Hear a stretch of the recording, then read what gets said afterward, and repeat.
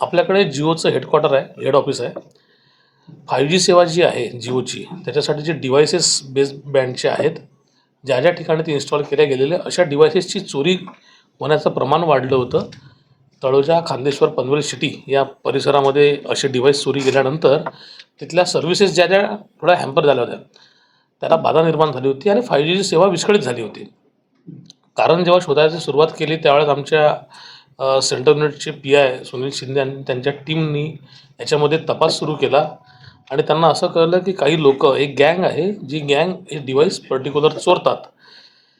जेव्हा त्यांनी तांत्रिक सगळ्या गोष्टींचा अभ्यास केला तेव्हा असं कळलं की परभणीतले काही आरोपी आहेत जे आधी जिओनी जी इन्स्टॉलेशनचं काम इंडस नावाच्या कंपनीला दिलं होतं त्याच्यातला हा एक्स एम्प्लॉई आहे ज्याला हे इन्स्ट्रुमेंट कुठे कुठे इन्स्टॉल झालेले आहेत हे माहिती आहे आणि त्या ठिकाणी लावलेले इन्स्ट्रुमेंट काढायचे कसे याचीसुद्धा माहिती आहे. त्यांनी हाताशी त्याच्याच गावचा परभणीच्या आणखी एका व्यक्तीला हाताशी घेतलं.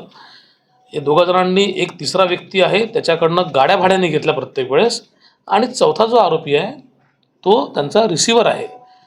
टीम आमची तांत्रिक तपास करत करत नाशिकपर्यंत पोहोचली.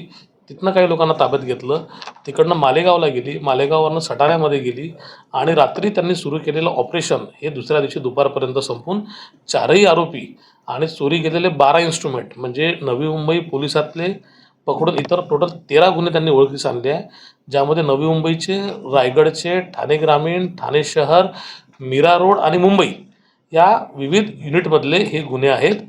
या गुन्ह्यामध्ये आतापर्यंत आपण 4 आरोपींना अटक केलेली आहे.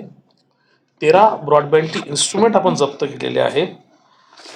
त्या व्यतिरिक्त वाहन आणि मोबाईल असा 56 लाख रुपये किमतीचा हा एकूण मुद्देमाल आहे, ज्याची 100% रिकव्हरी झालेली आहे. याच्यातला जो मुख्य आरोपी आहे ज्याचं नाव आहे